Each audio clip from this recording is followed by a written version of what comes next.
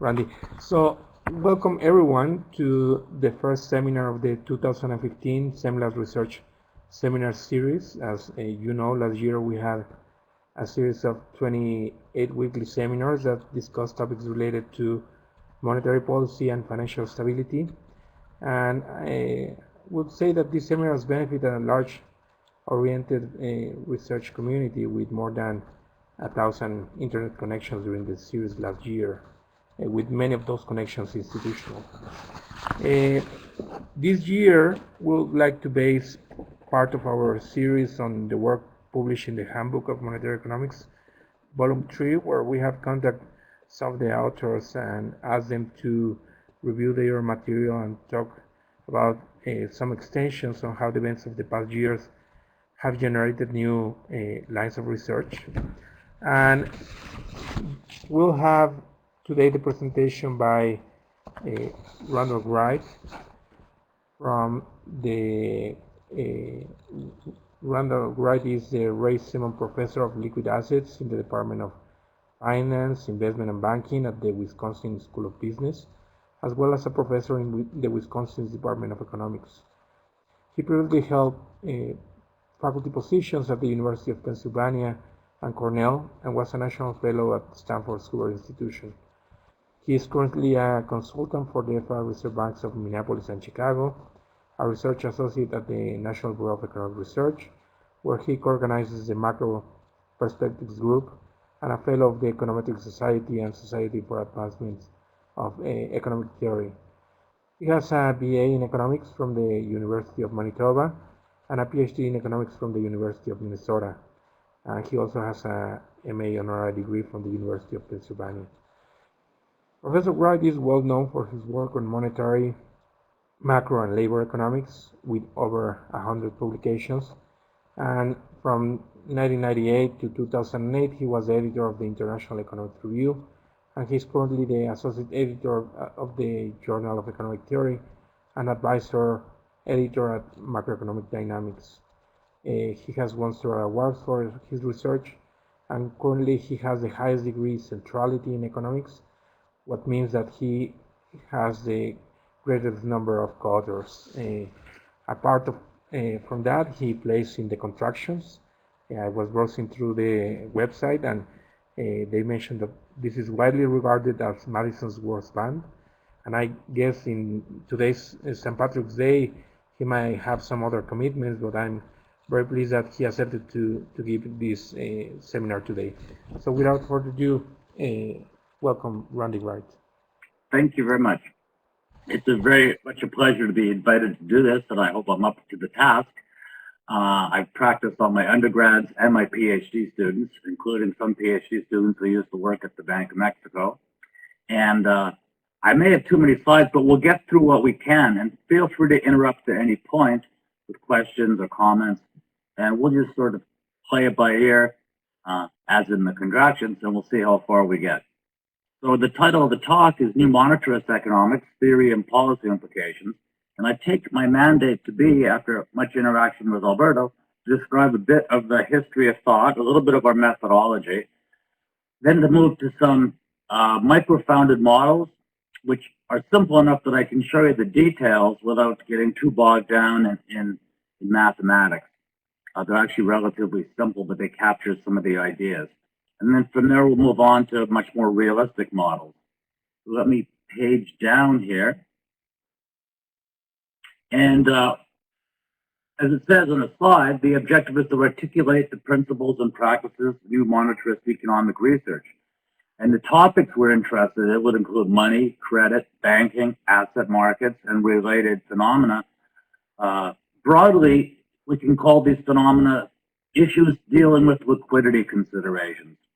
It's not a big surprise that many economists have been working on or trying to work on theoretical and empirical models that take liquidity seriously since the financial crisis.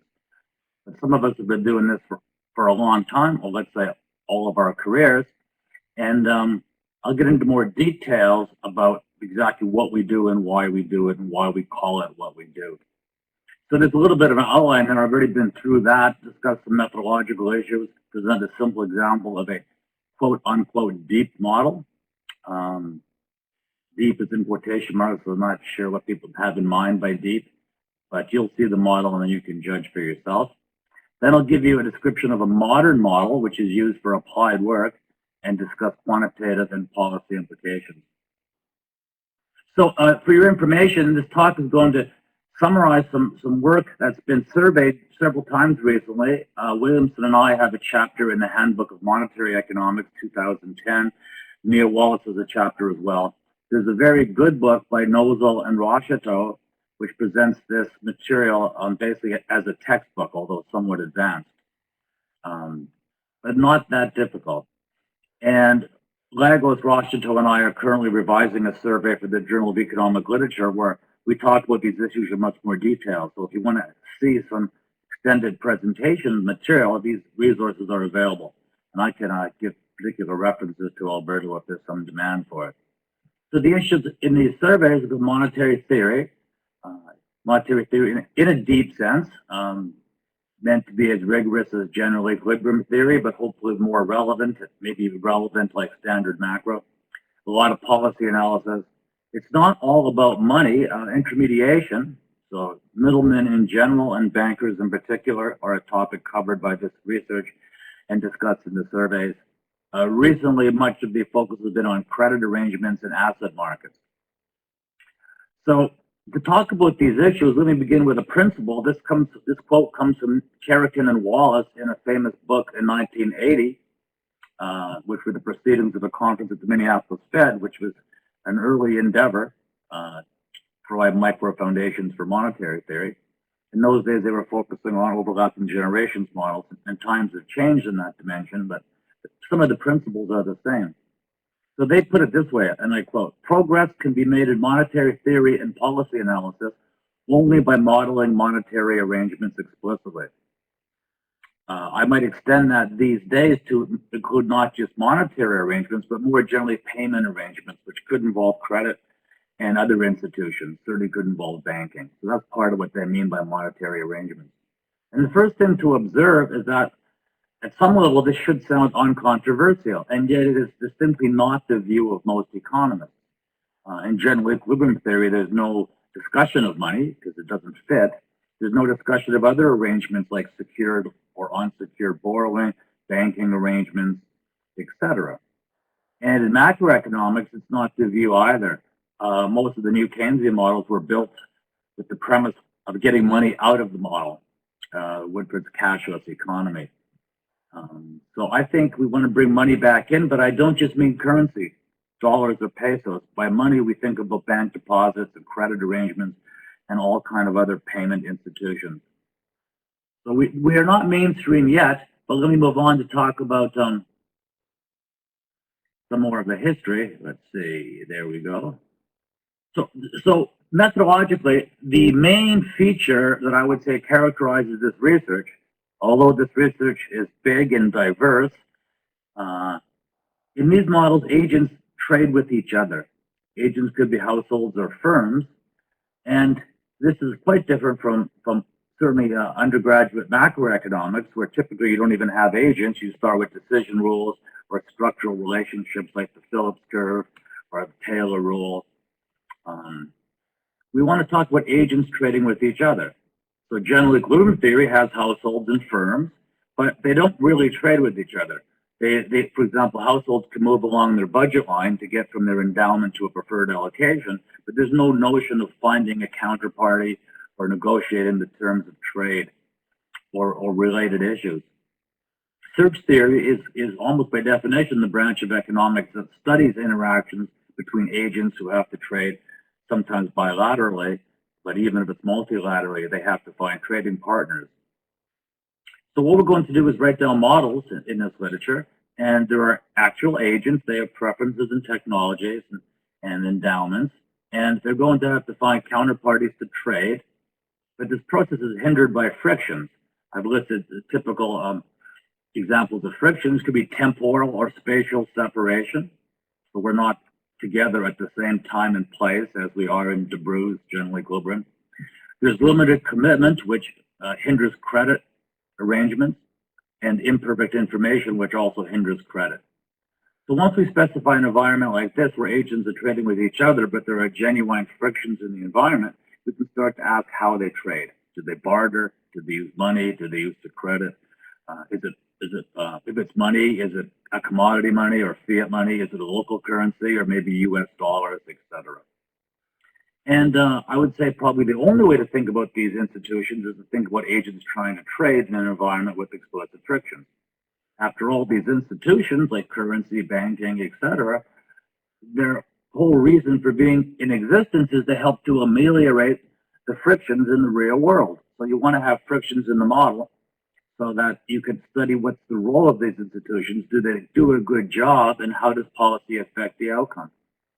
So from this point of view, shortcut models like imposing a cash in advance constraint or putting money in the utility function aren't very useful. The kind of theory I want to talk about today, these institutions like money, but more generally all kinds of trading arrangements, exist to ameliorate frictions in the environment. It's not that people like money per se, they like what it does. It helps them to trade. Same with banking. Now, these reduced form models are not very useful for this exercise, and the textbook New Keynesian model, which in its simplest form is a three-equation model, the Taylor rule, an IS curve, and a Phillips curve. It's hard to think about institutions like banking or currency in those models. Let me proceed to talk about this in more detail. So first off, why do we call it New Monetarist Economics? So I promised Alberto I would talk a little bit about the marketing end of this school of thought. So most of the people who work in this area, to a greater or lesser extent, tend to agree with some of the traditional monetarist ideas.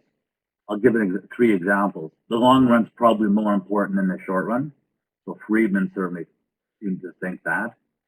The Phillips curve does not determine labor market outcomes like employment and wages. Those are determined by labor supply and labor demand, as captured in modern theories like, say, the Pissarides model. Now, there's a caveat. In general equilibrium, everything depends on everything. So monetary policy can impact the labor market, but it's not some simple structural relationship between inflation and unemployment. You have to model the economy in general equilibrium to really understand these effects. Another monetarist proposition, central banks control the inflation rate. If there's anything that seems to be true in the data, it's the quantity theory. Over long periods in many countries, the inflation rate is fairly well tied to the rate of monetary expansion. And then through the Fisher equation, that determines the nominal interest rate. So this is pi and I, inflation and nominal interest rates. But as Friedman said, the central bank does not directly control the real interest rate. Of course, the same caveat applies. In general equilibrium, everything depends on everything, so it's possible to write down models where the central bank can have some influence over real interest rates, but it's not some trivial structural relationship. We also tend to disagree with the Keynesians on many dimensions. I said almost all, although some of my fellow new monetarists might disagree with me. I think the main thing is they seem to be fixated on nominal rigidities, that is sticky prices, as the key friction, or the key ingredient in their empirical, theoretical, and policy analysis. Indeed, it's typically the only friction. There's some details like monopolistic competition, but basically everything is driven by sticky prices. I tend to not think that's quite as important as they do, in part because we're focused more on the long run than the short run. So why do we focus on the long run? So if unemployment goes up in a given month in the state of Wisconsin, I don't think it's a big deal.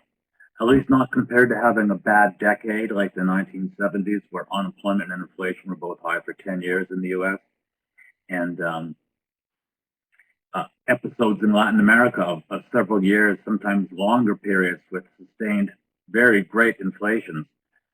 That outcomes like that, I think, are much more important in the business cycle. And if you think about the 70s in the U.S., I doubt very much it was sticky prices. Probably something else was going on. We'll come back to that.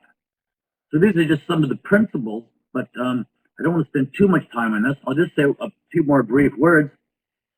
If you think about the history of thought in the 1960s, the glory day of the old Keynesian consensus, It was a healthy state of affairs that there were some monetarists like Friedman and his followers who were providing the counterpoint to the conventional wisdom. So when the Keynesian said there's a Phillips curve, Friedman talked about the expectations adjusted Phillips curve, and et cetera, et cetera. That was good for the science, because there were people, a few people at least, making sure that the benchmark mainstream model did not go unquestioned. So then things changed. In part, it was due to the experience of the 70s with this inflation and unemployment moving together, but also there were major theoretical and empirical innovations. Two examples are rational expectations and real business cycle theory. So Keynesian economics wasn't so popular. But then for some reason, I'm not exactly sure, it reemerged recently. Some people have called it, some very good economists and well-known economists have argued there's a new Keynesian consensus. This was before the recent financial crisis. I'm not sure if they still say the same thing. But on this new Keynesian consensus, epitomized maybe best by Woodford's book, which is brilliant. Although the language has changed and there's some different techniques employed, computer power is higher, mathematics has got better and more sophisticated. Basically, the policy analysis still comes mainly off of ISLM and Phillips curve reasoning, in my opinion. Now, this consensus, this new Keynesian consensus, like most consensuses, if that's the right plural, is unhealthy. We thought it was better when the monetarists were challenging the old Keynesian, so we decided to put forth alternatives to this new Keynesian approach, and hence the label New Monetarist. We think it's particularly important since the financial crisis, because arguably that was mainly about liquidity. Issues in mortgage markets, banking markets, repos, rolling over short-term credit. So we think these are the kinds of phenomena and issues we like to study, and hence we think it's much healthier to have somebody proposing alternatives to the new Keynesian consensus. Okay, moving on. Let me show you, by way of example, a simple model of liquidity. And it's simple because it's supposed to illustrate some general principles in the spirit of, say, the prisoner's dilemma is a trivially simple game with interesting consequences, and it's not meant to be 100% realistic, but just to illustrate some principles. So this goes back to work that Kiyotaki and I did 25 years ago. So we're going to have agents in the model. They're going to produce and consume specialized, indivisible, non-storable goods. They're producing and consuming these goods, and they're specialized because that's what motivates gains from trade. Outcomes are better when we trade as opposed to living in pure autarky. So specialization is in some sense at the heart of this framework. The goods are indivisible only because I want to show you a simple example. I'm going to relax that very soon. But many of the key economic insights can be gleaned from examples with indivisible goods. Just like in the prisoner's dilemma, strategies of agents, they're pretty stark: cooperate or defect. And in reality, there's many more options. Here it's going to be very simple to make some points, but this is not the last word on New Monetarist Economics. It's more like the first word. So the goods are non-storable because at the frontier of this research, the key issue is probably models with multiple assets. Money, capital, bonds, housing, different currencies, foreign and local currencies. But before we try to talk about the frontier, I want to step way back and give you a simple example where there's only one asset. So I'll make the goods non-storable, and then I'll introduce the storable asset later. These agents trade with each other, and the first thing you have to understand when you try to model agents trading with each other is you have to ask who meets whom, and how do they meet, and when do they meet. So the simplest way to approach this is, as the way many search theorists do, assume people meet bilaterally and at random. And it's not 100% realistic, so frontier models often use directed search. But just like Pissarides' model of the labor market starts with random matching, that's not a bad first step in this description of the research program. So I'm not being so much apologetic, but just letting you know this model is designed to make some points in an extremely simple way but the models that are used for policy analysis are more realistic and more intricate. So based on specialization, what's going to make trade hard in part is that going back to Jevons, and in fact it goes back much earlier, Adam Smith and even the Romans, probably not the Greeks, there's a single coincidence and a double coincidence type of meeting. So as Jevons aptly described it, in a double coincidence meeting, you want what I produce and I want what you produce. That's easy. We can barter, produce for each other. And since the goods are indivisible, in this example, there's no notion of the price, just a one-for-one swap. The probability of a double coincidence is delta. The probability of a single coincidence is sigma, and a single coincidence is the less happy situation when either I want what you produce, but you don't want what I produce, or vice versa. And let's assume it's all symmetric, so you have an equal chance of being in a single coincidence meeting where you want to consume, as you have of being in a single coincidence meeting where your counterparty wants you to produce. Again, symmetry is simply by way of example. So one institution we could think about is pure barter. And the value function VB in this equation, which I think, you can see the equation. I don't know if I have, let's see, this arrow might work. I'm hesitant to try it. There we go. I think there, that equation gives you the payoff to living in a society with this search and matching friction. Alpha is the probability you meet somebody. Delta is the probability it's a double coincidence. Multiplied by the gains from trade, U minus C, where U is your utility from consuming the good and C is your cost of producing it. And you want to discount that over the present value of your entire life, so 1 minus beta, rather than being on the right-hand side in the denominator, I've multiplied through and multiply 1 minus beta times the value function. Now, in principle, we could do better. Consider an idealized credit system, C for credit, or maybe C for cooperative, because like in game theory, this is going to be a cooperative outcome. So the lifetime value to being in a credit system, if the credit system works, is VC. And now there's three things that could happen. In this next equation, see if I've mastered this technology, not quite. Okay, and then in the next equation, with probability alpha delta, you meet somebody, it's a double coincidence, so you do direct barter as always.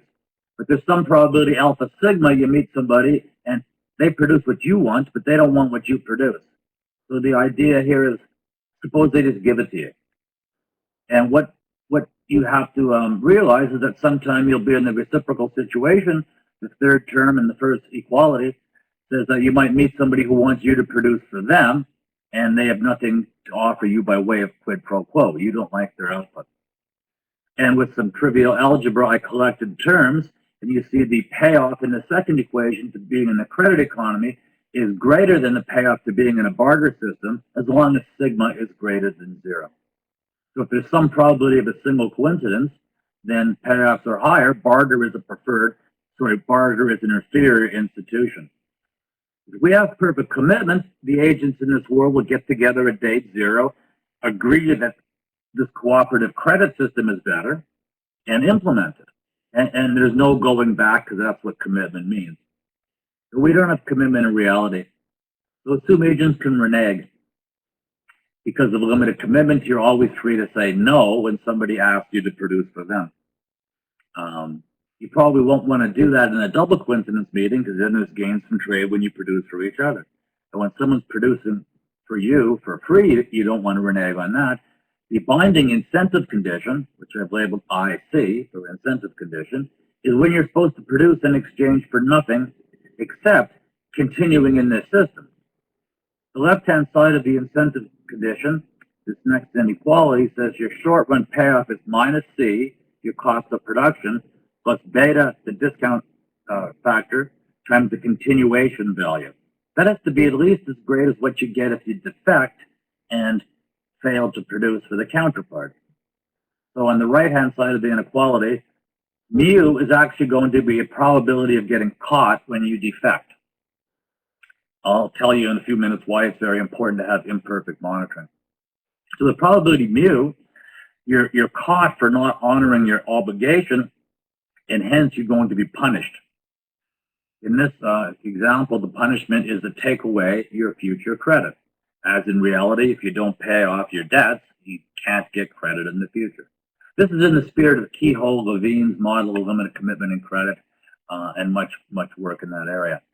However, here, for reasons that, as I said, will be clear soon enough, there's some probability 1 minus mu that you get away from it.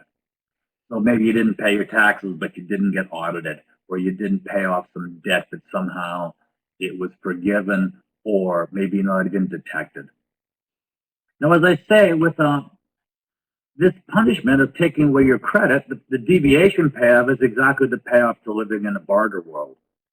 We could imagine harsher punishments, but this, by way of example, is an easy one. So in that case, the first inequality on this slide, this incentive condition, can be simplified. On the previous slide, we solved for payoff to living in this credit system, and we now have the deviation payoff.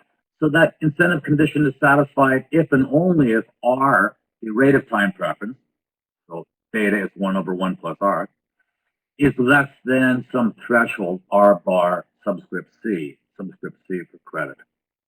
So in particular, there's no surprise here. Because of limited commitment, we can only implement good outcomes if people are relatively patient. If they're impatient, they'd rather renege on the agreement and get the short-run reduction in cost, even at the expense of potentially losing their credit. Now, in particular, this threshold R bar C depends on mu, as you can see in the definition of R bar C. If mu is small, credit simply cannot work. Indeed, if mu is 0, then nobody's ever going to produce in exchange for a promise of good treatment in the future, because if you renege on your obligations, you can't get caught when mu is 0. So credit systems depend on, at least assuming realistically imperfect commitment, they depend on monitoring being relatively good. Suppose monitoring is not good. Now, by the way, this is the simplest example I could have imagined constructing, but it's already speaking to real-world issues. During the financial crisis in the U.S., agents were using asset-backed securities or mortgage-backed securities, in particular, as collateral for sometimes very short-term loans, sometimes longer-term loans. This information friction is a way to capture the idea that maybe the lenders were not too sure about the quality of the collateral. It's not that hard to change the model where it's not simply monitoring or auditing. You can do this in a variety of ways. Okay. So suppose information frictions are high. In the case of asset-backed securities, it was information about the quality of the collateral. In this example, it's information about whether people have honored their debt obligations. Consider using an asset as a means of payment. It's a very different way to organize economic activity. So again, for simplicity, to make this as easy as we could imagine, assume this asset's indivisible and you can either hold 0 or 1 unit of it. Not meant to be realistic, and that's going to be generalized within the next 45 minutes or so, but let's start there. Let's also say this is a real asset. It's like what they call in finance a Lucas tree. It gives off some flow return per period called rho. So basically you get rho utils from holding this asset for a period. Pure fiat currency is the special case where rho equals 0, because pure fiat currency bears no return, bears no interest. However, you can think about a negative rho as proxying for inflation. If you're holding pesos and the inflation rate is relatively high, you're getting a negative return on your asset holdings. So this will be the most intense mathematics of the presentation. I have 2 equations and 2 unknowns. To talk about the payoff to a monetary exchange system, I need to talk about your payoff when you don't have money and when you do.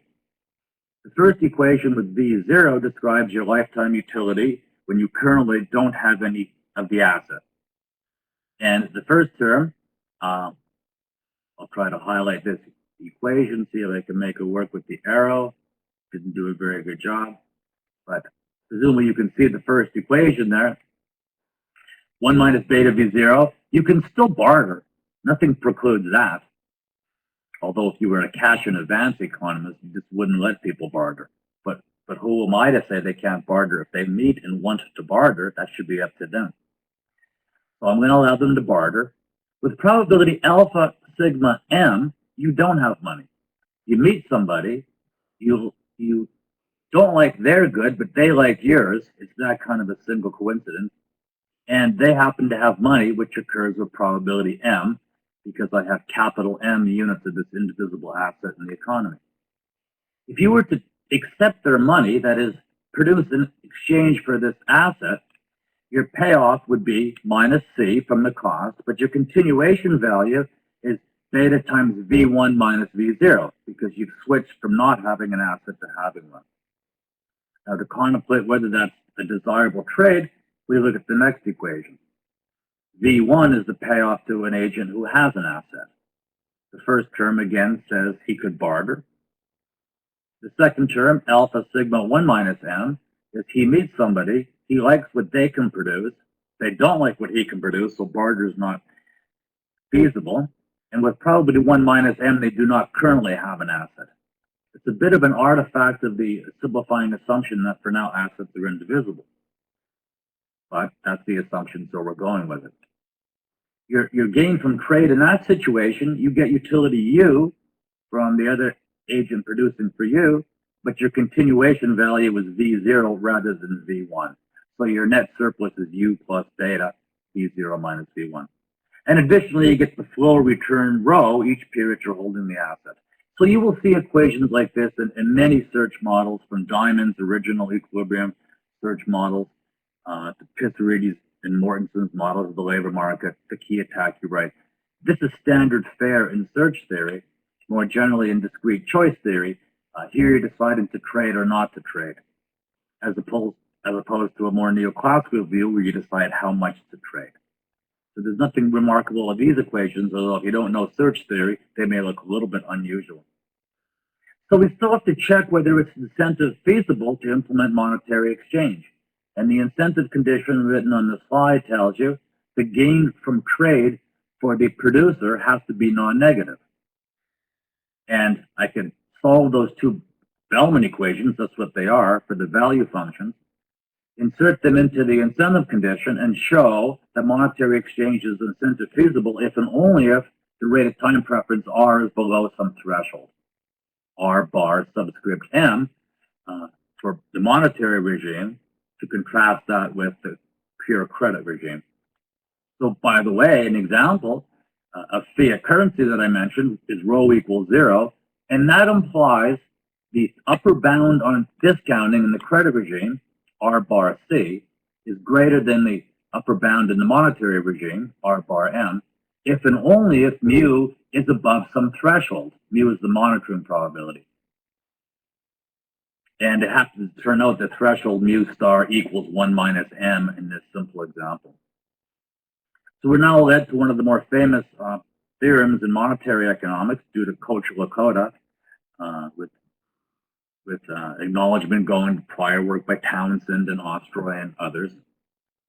So when mu equals 1, which is Koch-Lakota's perfect memory or perfect record-keeping world, money is not essential. And that's meant in a technical sense due to Frank Hahn. An institution is essential if it allows us to support a bigger or better set of equilibrium outcomes. Maybe it's not obvious, but let me explain it.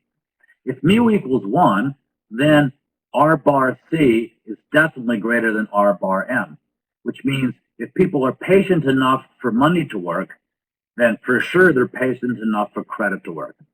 And credit's always better than money. There's nothing you can do with money you can't do with perfect credit. And indeed, credit's a little bit better because of the random matching here. People can run out of money. So as Koch-Lakota put it, his model is much more complicated, but this is clearly the essence of the idea. If we have perfect monitoring or record keeping, then there's no role for a serious theory of money. However, he shows in the same article that if there is no monitoring, so mu equals 0, then credit clearly cannot work, and then money becomes essential. Since our presentation here is a little more simplified, we know not only can money be a good institution when mu equals 0? We know as long as monitoring, it could be feasible to do some monitoring, but it's imperfect, then money has a role. So this is kind of a starting point for a lot of monetary economics in the last 15 years or so. Neil Wallace puts it this way: we want to study the role of money as an institution in general, and the role of monetary policy made by central banks in particular in economic models where there's a genuine role for money. And here the role for money is that it helps get around limited commitment and information friction.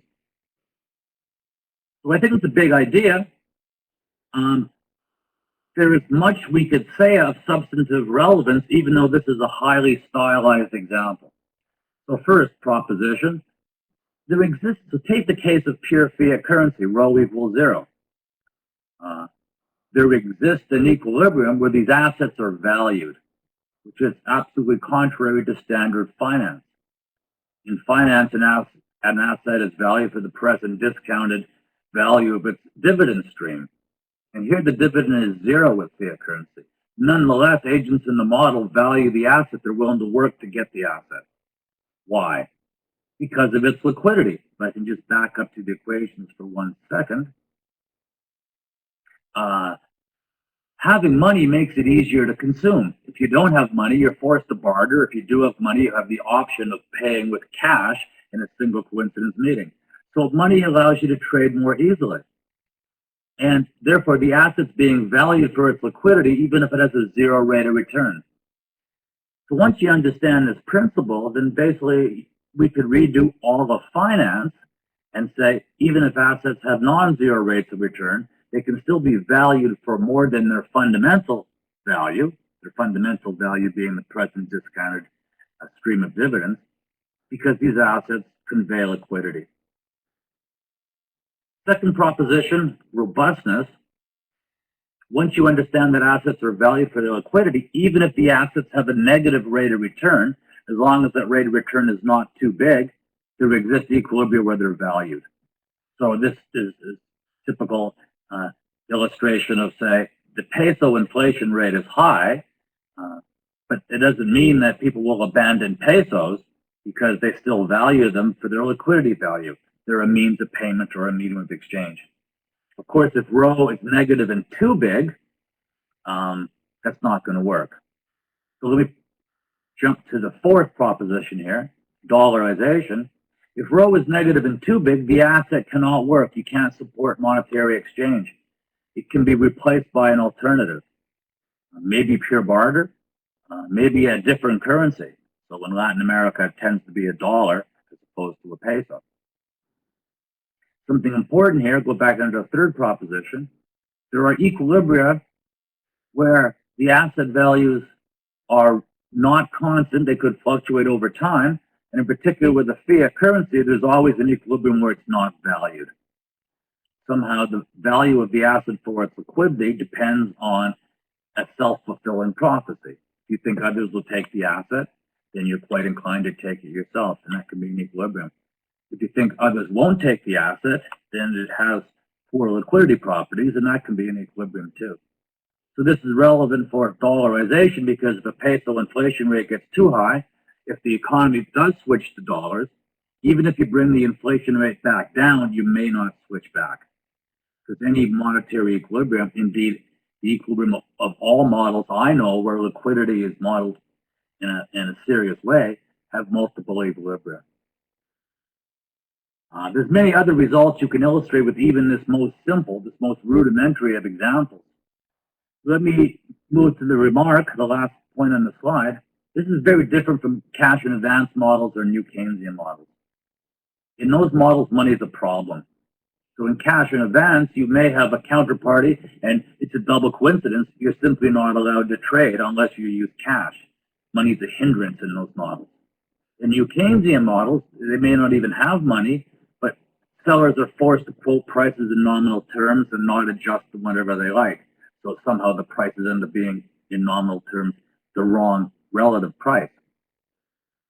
In those models, money actually makes the allocation worse. Here, money is a solution to the problem, not the problem. The solution is credit can't always work. So when credit doesn't work, there's a role for money to help. It doesn't solve the problem entirely because in general, the monetary allocation is not as good as the credit allocation. So these are examples of deep results in monetary economics. You don't estimate these kinds of results and you don't make policy directly based on them, but it's supposed to help your understanding of exactly what these institutions do.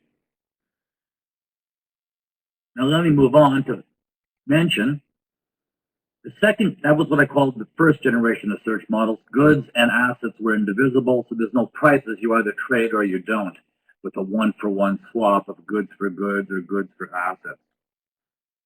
The second generation of models, starting in the 90s, wanted to talk about prices. So there's a couple ways to do it. One is you can make the assets divisible and keep the goods indivisible. Turns out that's harder than the alternative of making the goods divisible and keeping the asset indivisible. I'll explain why in the next slide. But if you do that, so still talk about indivisible assets, but have goods divisible, then when I give you my asset, the issue is not whether you give me a good for it or not. How much will you give me for it? And let's denote that by Q. So Q in some interval is the amount I get from you if I offer you an asset in exchange. So now we're into the realm of how to determine prices, and the standard economic method of supply and demand is not quite appropriate. If we're taking seriously that this is a world with frictions, and in particular people are trading with each other, the terms of trade should be determined by the parties in the trade, not by a Walrasian auctioneer. So there's various alternatives to Walrasian auctioneers in theory. Bargaining is an example. Posting of prices, especially with directed search, is a very interesting type of mechanism people use in this day and age. If you generalize things so there are some multilateral meetings, maybe some integer number of buyers happen to show up at a given seller's location, you can use auctions. And in the surveys I mentioned above, examples of papers in the literature, they use all these different mechanisms from price posting to price taking with random or directed search, various bargaining solutions, auctions, etc., will be illustrated. So one example, you probably are more familiar with Nash bargaining than Kalai bargaining. They're the same in simple models like Pissarides and simple search models of the labor market like Pissarides. In general, they're not always the same. You can use Nash bargaining as well, but for brevity, I've typed up the Kalai bargaining solution. So what it does is it splits the gains from trade. If I give you an asset, actually there's a typo in that equation. If I give you an asset, your gain from trade is beta V1 minus V0. Next period you have an asset instead of being without one. And that gain from getting the asset is going to be a weighted average of the cost of production for the seller and the utility of consumption for the buyer. As I say, this looks a lot like Nash, and in some models it is. For linear utility, it's the same. I can write down the Nash formula, but it's a little bit longer. So I'm not going to bother with that because in recent work, I've been saying simply that there's going to be some valuation function V. V of Q tells me how much I have to give you in payoff terms to get you to produce Q for me. So your gain from trade from getting the asset is beta V1 minus V0. That's going to be equated to V times Q for some function V. And we can describe properties of V. So if you're used to Walrasian pricing, which is linear pricing, V of Q would just be price times quantity. In a bilateral deal, that linear pricing may not be particularly compelling. Maybe if you want a little bit, you have to pay a little bit. If you want a lot, if you want twice as much, you have to pay more than double. That should be an endogenous outcome depending on how you specify what agents are doing and how they're interacting. So I'm not going to go through it in detail at all. I'm not going to show you the equations. Basically, you add your favorite solution concept, say bargaining, or just some abstract solution concept. And then you have an additional equation which allows you to determine the value functions and check whether monetary exchange is viable, and also determine prices. All the results from the simpler model go through about dollarization and different ways to think about finance due to liquidity considerations and tenuousness, etc. In addition, we can talk about prices. So standard results in this literature would say Q tends to be too low. That is, the value of money is too low or prices tend to be too high. For reasons I'll talk about more later. The model illustrates nicely there's a trade-off between liquidity provision and price stability. Injecting more of liquid assets into the economy can be a good idea, but it might tend to drive prices up, which is a bad idea. These models can be used to illustrate complicated dynamics that emerge in monetary theory, and indeed in any serious model where liquidity is modeled in a detailed way. They can be used to talk about over-the-counter asset markets. It's in recent work by Duffy and his collaborators. And I'm not going to get into that, but there's a rich literature using these models to illustrate ideas, even though they're still too stylized to really go to the data or use for policy analysis. So the third generation models, which is more relevant for empirical and policy work, some of this work goes back to Suyong Shi's econometric paper in the very late 90s, or there's a list of other authors who've worked in the area. We're going to eliminate the assumption that asset holdings are in 0-1. That asset holdings, lowercase m, just be an element of some set. So, for example, any non-negative number could be a holding of the asset. By the way, as I said earlier, models with multiple assets are where it's at in terms of the frontier, but here there's only one asset. What I want to do is allow you to hold any quantity of it.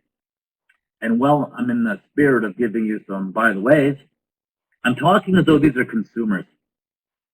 Wright papers that we wrote a long time ago are about households trading with each other for consumption goods.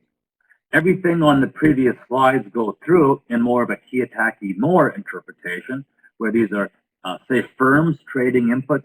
Maybe one firm needs to get capital from another because they have high productivity or a good investment opportunity or some innovation opportunity. All of the economics applies equally to firms as it does households.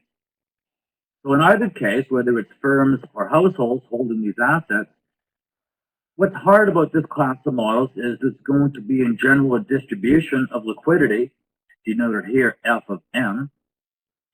F is a cumulative distribution function in the cross-section. Why? Because when agents trade, the randomness in the trading process causes some to have their assets go up when they make sales, and others have assets go down when they make purchases. So there's going to be, hopefully, a long run or stationary distribution of assets as part of the equilibrium. And it's obviously harder than the previous models, where it was always the case that M agents have one unit of the assets, 1 minus M have 0. So one approach taken by the people listed on the slide is to put this on the computer and let the numerical solutions come out and analyze policy or data.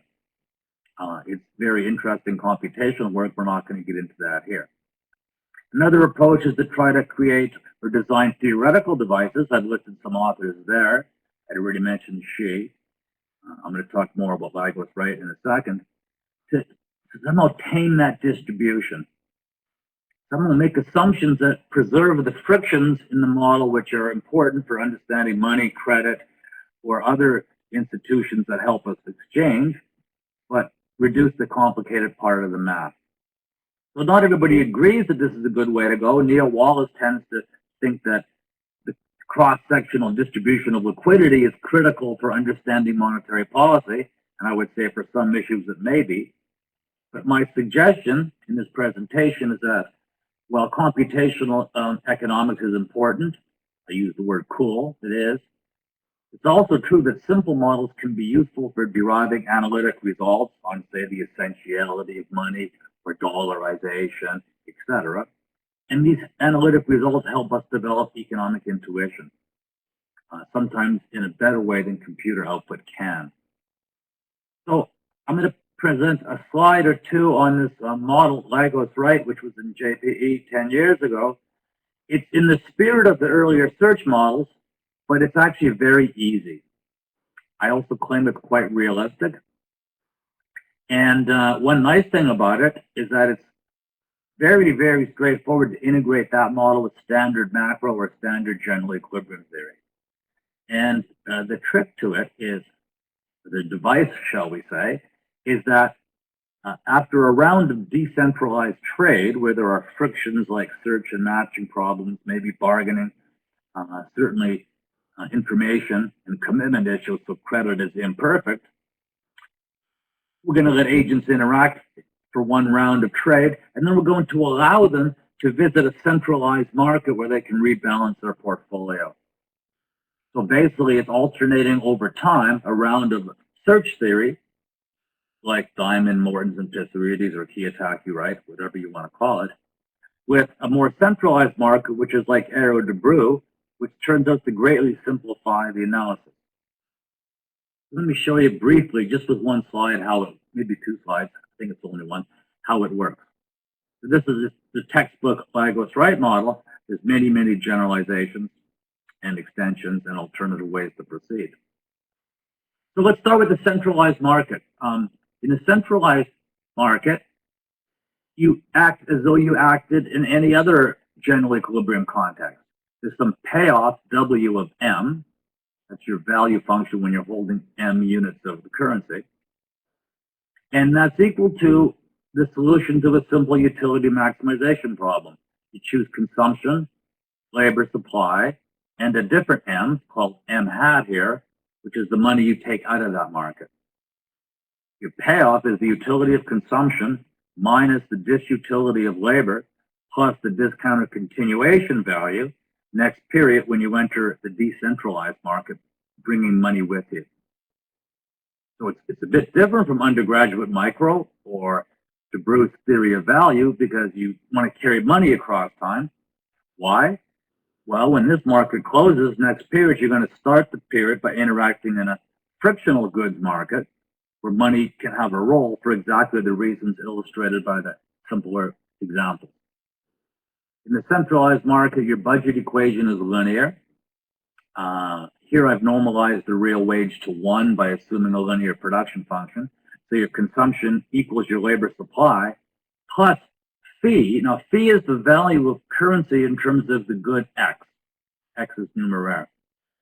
So you have additional wealth, phi times M, from the money you brought into the market, but then you have to pay phi times M hat for the money you brought out of the market. And I subtract taxes off at the end. Taxes are typically one way the government can reduce the money supply, or if they want to do it the other way, they can give transfers by increasing the money supply. So if you plug the budget constraint into the objective function, it's a matter of trivial algebra to see the objective function is some constant plus a payoff phi M, which gives you additional utility if you bring in some cash evaluated at the market price phi. Plus the solution to your money demand problem, you choose M hat, the cost is phi M hat, you have to forgo consumption of numeraire to carry currency. And your payoff is beta V of M hat because you'll have more money next period. Why is it so simple? Well, it's because this utility function in the centralized market is what's called quasi-linear. It's a general utility function of consumption X, but a linear function of labor. You don't have to make it so simple. You can use basically any homogeneous of degree 1 function works, but this is a simple example of how it works. So the next result, this proposition, tells you why this is an attractive framework for some issues. M hat is orthogonal to M. That is to say, your choice of money holdings when you leave the period does not depend on how much you brought in. People who bring in more money will take less labor, bring in more money will supply less labor because they're wealthier. In general, they might consume more of the good X, but in this case, with quasi-linear, they simply supply more labor to bring their money holdings up to where they want it to be. People who bring in more money will take more leisure, and at the end of this centralized trading round, all agents have the same M hat. Now, a couple of qualifications. It's not so much you're going to, well, you get a degenerate distribution. If all agents have the same hat, then F, the distribution of liquidity, is degenerate. What we really mean is degenerate conditional on type. So some people say have a higher utility from the decentralized good than others. They may bring more money. But conditional on your type, the money demand is history independent. And that makes the model very easy to solve. You don't need that if you use a more general utility function. The model is perfectly well posed, but you have to put it on the computer. So this results that with a certain class of utility functions, you could get around the difficult mathematical problem of tracking the distribution F because you know it's degenerate. The second immediate result from this specification, the centralized market payoff is linear. You bring in twice as much money, you get twice as much utility. How do you do that? Basically by taking twice as much leisure. And that's very useful for studying the decentralized market.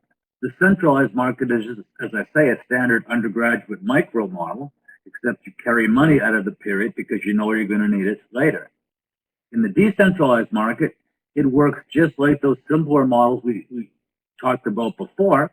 Your payoff is some constant plus you may carry that money forward and use it in the next centralized market. That's the term W of n. But with probability alpha, I should have wrote alpha times sigma. Alpha is the probability you meet somebody. Sigma is the probability they can produce something you like and you don't produce what they like. Or maybe you're a firm and you want to buy some inputs from a different firm and they don't like the inputs you're offering by way of barter. So you have an opportunity for monetary trade. And you're going to get some endogenous quantity Q of this good. Q is a different good from X. There's multiple goods in this economy. The trading of the good Q, either a consumption good or a productive input, is subject to frictions like search, matching, and bargaining. The other good, X, its role is basically as a numeraire. So all the interaction concerns the decentralized trading. But it's important to note that X and Q are generally not perfect substitutes. Otherwise, you can avoid the decentralized market and do all your consuming in the centralized market. So U of Q is the payoff, utility, or maybe profit if you're a firm, minus V of Q. V here is the same function we used in the simpler models, the second generation models. It says if you want to get a quantity Q, you have to make a payment V of Q. So for example, you could use bargaining or maybe auctions or price posting, whatever seems appropriate for the application at hand. That's the whole model. It's very easy. If you look at the centralized market problem, the first order condition for money demand is simple enough. It's phi equals beta V prime. The marginal cost of bringing currency is phi in terms of numeraire, and the marginal benefit is that next period you'll be more liquid, beta V prime. So that's the same thing you'd get if you put money in the utility function, but money in the utility function is neither easy to motivate nor easy to use in practice because how does money enter the utility function? You have to make that up. Here it's well specified. Money does not enter the primitive utility function, but it's in the indirect utility function or the value function. If you bring more money, it allows you to have more wealth next period. Currency is typically a poor savings vehicle, so that's not why you're bringing it. You're bringing it because it conveys liquidity. There's some probability of a situation where you want to get something from somebody and you have nothing to offer by way of what you produce because it's not their taste or not the need at the time, so you might want to turn over some assets instead. So there's going to be a derived demand for liquid assets. It could be currency, it could be T-bills, it could be asset-backed securities, whatever is being used to facilitate trade. And that's a derived demand, not from sticking assets in the utility function, but by observing they can facilitate trade when we have credit that's imperfect. If credit were perfect, you wouldn't need assets. You would always just acquire Q from the counterparty and commit to repaying numeraire in the next centralized market. But due to commitment problems and, again, a lack of perfect information, that's not going to work. So you need assets to facilitate exchange. So once you see how that simple model works, it's based on the same principles of the earlier frameworks, but it's quite general. For example, if you shut down the decentralized market, it's basically a standard real business cycle model, except there's no capital in this specification, but that is easy to put back in. Maybe not trivially easy, but certainly feasible. So putting capital in instead of money and shutting down the decentralized market, it's literally Gary Hansen's 1985 real business cycle model from the JMA. And it nests that standard macro. It also nests search theory. If you shut down the centralized market, then you're back to something like Kiyotaki Wright, except with divisible assets. So that's why I say it's realistic. In reality, whether you're a firm or a household, sometimes you're trading or making investments or purchasing or whatever, and it's relatively centralized. When I teach my classes, there's direct deposit from the university into my bank. The mortgage from a different bank has automatically been withdrawn from my. It's very centralized. There's commitment and there's information, and it's not hard to find a counterparty every month when I want to teach another class or when I need to buy more housing. But other times in our life, exchange is much more decentralized.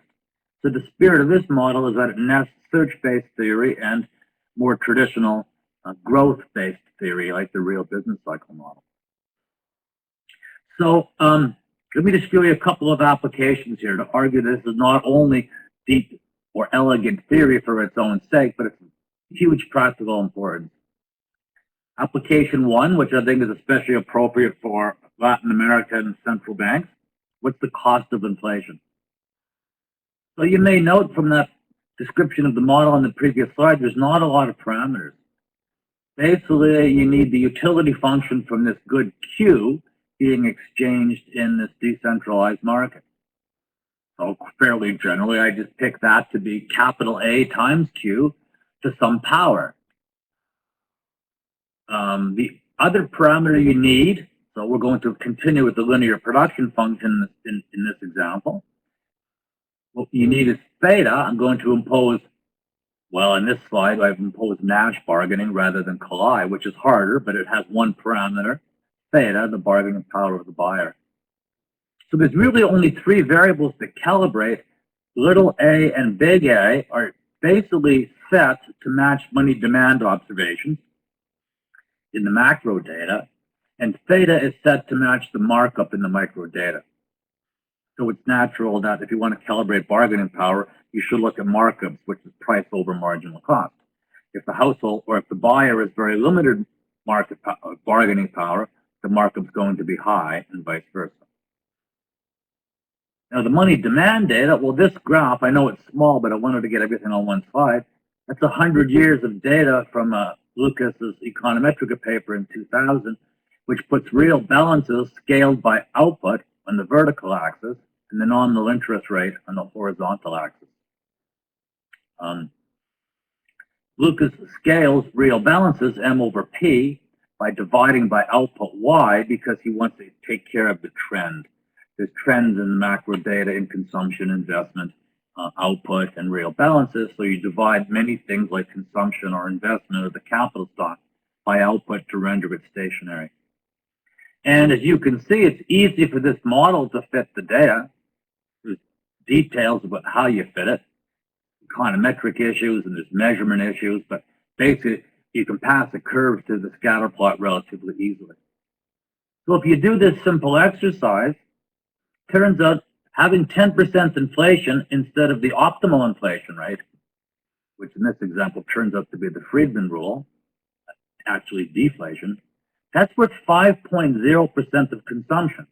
In other words, if you could switch from 10% inflation to the optimal monetary policy, you'd be equally well off if we took away 5% of your consumption, which is actually quite a big number. Traditional estimates of the same cost, that is, switching from 10% inflation to the optimal inflation rate, you get 0.5 instead of 5.0. And there's a long literature on this, going back to many, many people, but Lucas has many articles, Cooley, Hansen, etc. You get 10 times higher cost of inflation. And you wouldn't know that unless you wrote down a model that took microfoundations seriously. The big increase in cost is coming from a couple of elements. Basically, the search and matching component is important. When you're carrying liquidity, in this case currency, you don't necessarily spend it right away because you might not meet somebody or you might not meet the right counterparty. So you end up holding currency or generally liquidity for longer periods of time. Naturally, that increases the cost of liquidity. But probably more important, it's the bargaining. If you know the Pissarides or the Mortons and Pissarides labor market models, there's something called the Hosios condition, which says unless bargaining power is set correctly, you're not going to get efficient investments. So to get efficiency here, you would need two things. The Friedman rule turns out to be the optimal policy in this example, as it is in almost all models I know. You also need the Hosios condition. Bargaining power has to be right, and there's no reason to expect bargaining power to be right. In the data, bargaining power is whatever it takes to match the markup. So one intuition for this is only part of it because this is the bargaining component. The search and matching component is also big, or let's say non-zero. The traditional method going back to Martin Bailey 60 some years ago was to think about the cost of inflation by the area under the money demand curve. And that's basically what Lucas was doing, 10 or 15 years ago too. What this theory tells you is the area under the money demand curve at best will give you the cost of inflation to the buyer, but here there's also a cost to the seller. And that's not internalized by the market here. With Walrasian pricing, the consumer surplus is the social surplus. Not the case here. So I don't have time to get into the details of the calculation, but the point is once you start modeling microfoundations, including search, matching, and bargaining frictions, you get order of magnitude different results to standard policy questions. And therefore, central bankers, when they're evaluating monetary policies, will have to rethink the traditional view that inflation is not very costly, at least at low levels. Of course, you can use this model to talk about hyperinflations too, but even low to moderate inflations around 10% can indeed be very costly if you depart from models like Walrasian pricing, say money and utility function models, which are kind of inappropriate for these questions anyway.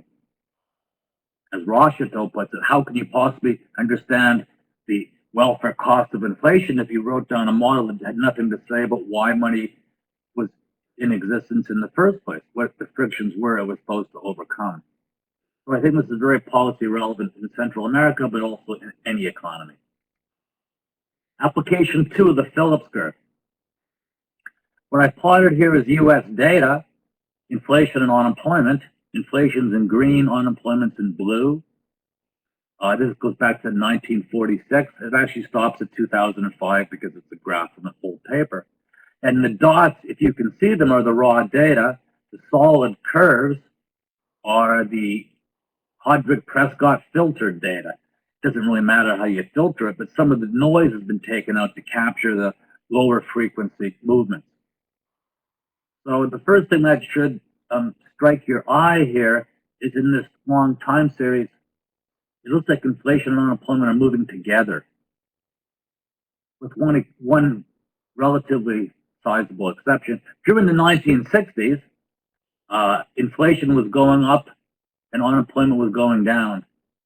But for the rest of this basically 60-year period, inflation and unemployment tend to move together in the US, at least once you filter out the high frequency. You should find this striking. It's in stark contrast to the assumption, for example, in Keynesian models, that there's a downward sloping Phillips curve relating these two key variables. If you want to see something more striking, the next slide is from an article recently by Hogg and King. I'm not sure it's published yet. They filter, instead of just using some arbitrary Hodrick-Prescott filter, they use some optimal filtering method, and they induce a phase shift to try to fit the data as well as they can. The two curves are, once again, employment and inflation, unemployment's been shifted 13 quarters forward. You should look at the article for details. What you see here is these two variables are moving together. You'll never see anything in macro with more coherence than this, I don't think. So if you look at the data carefully, there is a Phillips curve. Inflation and unemployment are related, but it seems to be sloping upward. This has to be confronted with any theory or policy analysis that purports the existence of a stable downward sloping curve called the Phillips curve. Another interpretation of this is related to Milton Friedman's description of actual macroeconomies as being susceptible to long and variable lags. So you do a change in policy, it may take a long time for something to happen, and you don't know how long. So Hogg and King interpret their results as the lags may be long, they're not variable. These two theories move together quite well. So how would you confront that? Well, I wrote an article published 4 or 5 years ago in the AER with Berenson and Menzio. We simply integrate the Lagos-Wright model with the Moritz and Pissarides model. In brief, rather than alternating something that looks like Arrow-Debreu with something that looks like Kiyotaki-Wright, and then going back to Arrow-Debreu, it's Arrow-Debreu, Kiyotaki-Wright, Mortons and Pissarides, then back to Arrow-Debreu. So it's not hard at all to integrate this new monetarist framework with other labor market models or other investment capital models, etc. This one here integrates Lagos-Wright with this basic Pissarides chapter 1 from his book. And the upper left panel is inflation and unemployment. The big loop is the filtered data. You can read it by seeing that in the 60s there was a downward sloping Phillips curve. The lower upward sloping trajectory was the stagflation of the 70s, and then the loop back was the Volcker disinflation. The model, which the way it's calibrated, actually here it's quite more complicated. We simulate a full dynamic stochastic model with productivity shocks and monetary policy shocks. But roughly speaking, the model predicts the line. The model says if the only driving process were monetary policy shocks, you'd explain a response in unemployment, which is pretty close to the data, although not as much variance. The upper right panel swaps out the inflation rate for the nominal interest rate. The nominal interest rate is probably a better indicator of people's expected inflation than the current inflation rate. So it's probably better theoretically. And there you can see it's a pretty tight relationship. Nominal interest rates and unemployment move together, except for that one decade called the 60s. And they cohere very well. The lower panel is a simulation of that same period. You can see the first big decline in unemployment is missed because the 60s just don't fit the theory well. But basically, this integrated LWMP model accounts for about half of the 50 years of U.S. unemployment history just from monetary policy. I wish I had more time to talk about that, but let's move on. I'm only going to now mention some names, not show you any more diagrams, except for one nice one at the end. And I think I'm pretty much on schedule. In finance, there's lots of work using this framework. So the new monetarist model, epitomized by, say, the last couple of applications I showed you. If we think information is important for liquidity, so Lester al. and Harvey Studd, Lee al. a couple of years ago in JPE, basically take the model that we just saw, might have multiple assets and have either adverse selection or moral hazard problems. The implications are interesting and important. A big part of the articles consists of finding a way to formalize it and dealing with private information. But those models are certainly relevant for financial crises and related phenomena.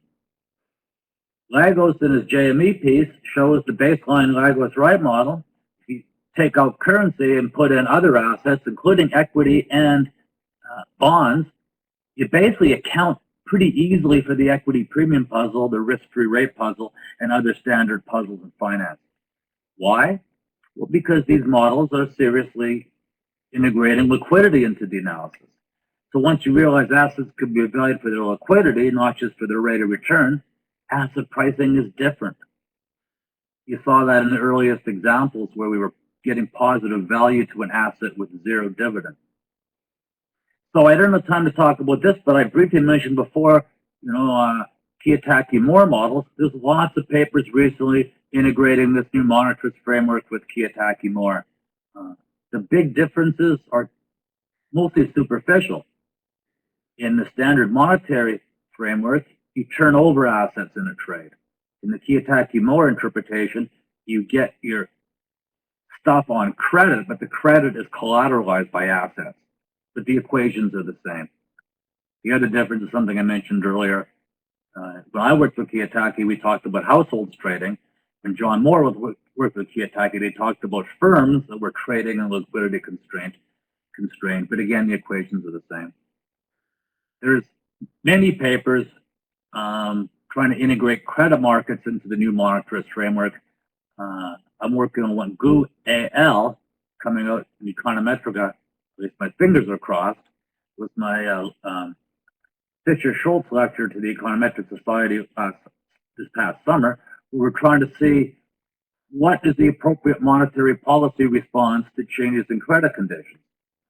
We get a surprising result, which is it's not 100% robust, but in a wide class or sequence of different relatively natural models, you don't need a monetary policy response to a credit shock. Somehow endogenously the economy adjusts on its own without policy intervention. So that may not be true about reality, but this is meant in the spirit of results like Modigliani-Miller or Ricardian equivalents. In benchmark models, that's true. If you want to tell me that there's a necessary monetary policy response to a credit shock, you better say why the benchmark result is not right. So I'm moving on. Bubbles, I mean, I already mentioned you can have volatility. Once assets are being priced above their fundamental value, there's a couple of theory papers listed there where they show there's non-stationary equilibrium. No time to get into that, but you can look these things up if you're interested. There's a lot of work on banking. Some of it's relatively foundational. Another paper with GU AL and Ari Stud asked, what's a bank? Why do they exist? Who should be a banker? It's in the spirit of Kiyotaki-Wright saying, what's money? Why do we use it? But it's about banks instead of money. And then Berenson, Camera, and Waller in a JET paper a few years back basically put banks into the baseline new monetarist framework and get some very interesting results. Most recently, a couple of years ago, Williamson has an AER paper which is talking about policy in the financial crisis and issues like liquidity traps and what's optimal policy. And it's great stuff, but I can't do everything in one day. In more macro applications, Aeroba AL add capital. I alluded to this earlier. Galagos, right?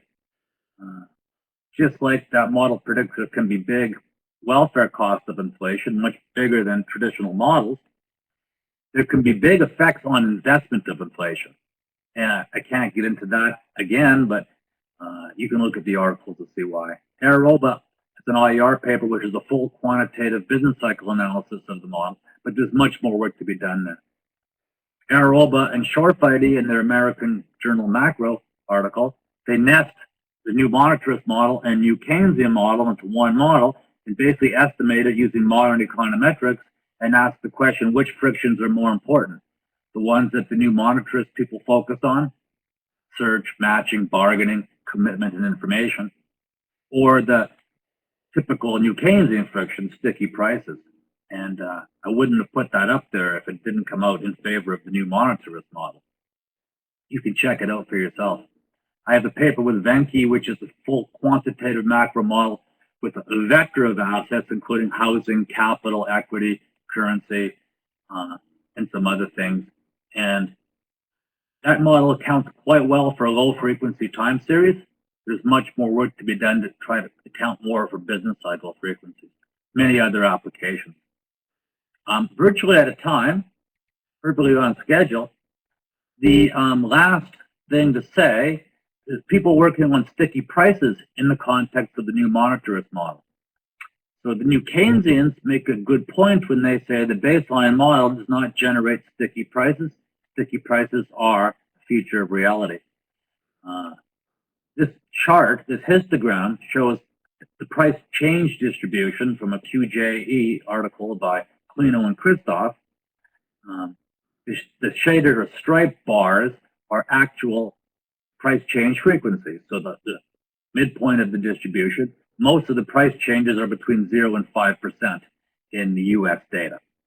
There are actually quite a few bigger changes. There's quite a few negative changes, lots of properties of these price change distributions that are considered by the people in the literature to be significant and hard to model. It's not so easy, for example, to use a menu cost explanation, because since there's so many small changes, menu cost can't be that big. But there's also quite a few very large changes, suggesting menu costs are pretty big. It's hard to reconcile those two observations.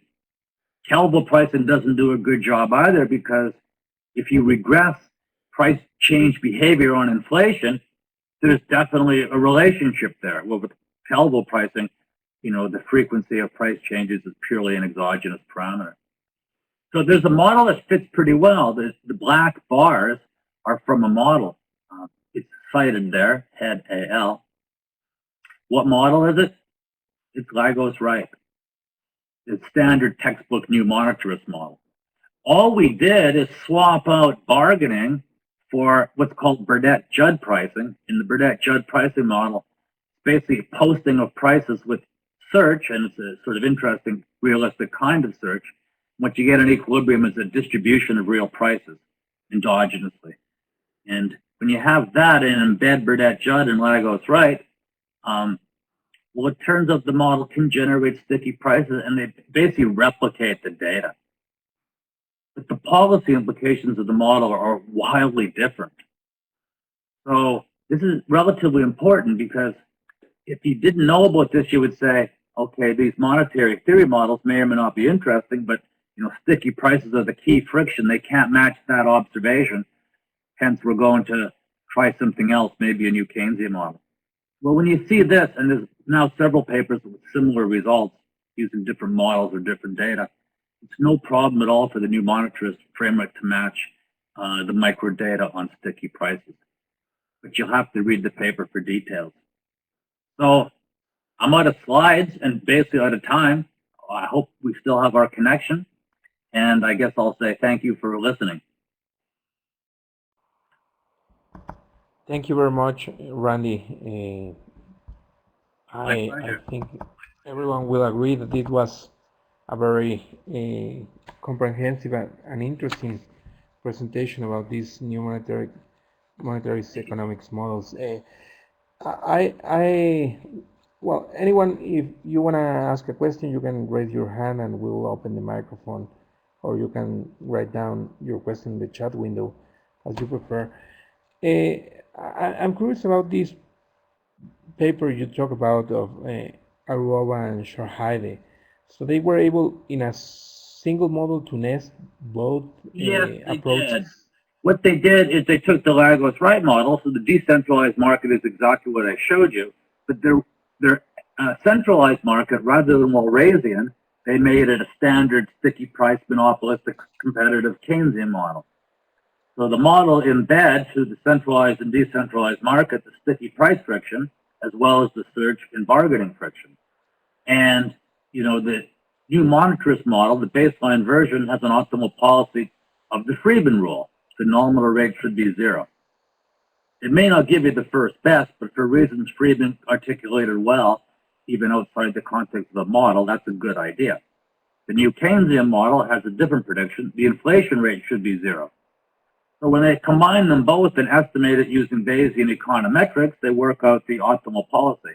Turns out the nominal rate was always negative. Sometimes it was actually 0. Sometimes it was between 0 and the rate of time preference. But their estimation suggests that the frictions that the new monetarists focus on are at least as big, maybe bigger, than the ones the new Keynesians focus on. And certainly the frictions we focus on are not so small that they should be ignored. So it's a detailed and intricate paper. It's very well done. you'd have to read it for yourself because there's many details to get into. Okay, and a couple of questions regarding references, because perhaps some people that are watching Yes. might be interested in getting into this, or people that might watch the presentation later in the recording. Say, I guess the handbook chapter will be like a good way to start approaching this. So an updated version is this Journal of Economic Literature survey that we're working on, and I could send you a file with that. It's not published yet. We're still working on it, but the handbook chapter I think is fine. This one 5 years later is more up to date with more references. I'm happy to send that to you, that you can send, the file or a link out to anybody who's interested. Okay, and you talk about some of the applications. Did some of these applications were motivated by the crisis in some way, in the sense that this will be new material that in some way was developed after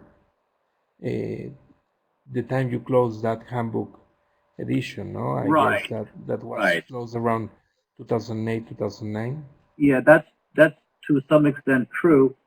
It wasn't like we started working on liquidity after the crisis. We've been working on liquidity, since I was in graduate school under Neil Wallace.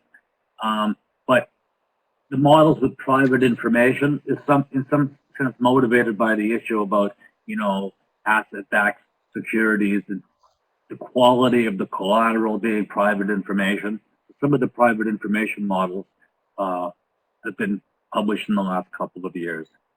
But liquidity has been, on our radar for 25 years, not only since the crisis. Okay. If there are no other questions, I'll talk to Randy to see if we can upload somewhere this draft that they are working on, or perhaps point you to a place where it might be available in a couple of Sure. months. But I would like to thank you for preparing this for us, and I just want to let everyone know that we'll be having these webinars every week. And next week we'll have Nicolas Magut from the IMF. Then we'll have a break for 1 week, and then we'll restart with Chris Sims in April. So thank you very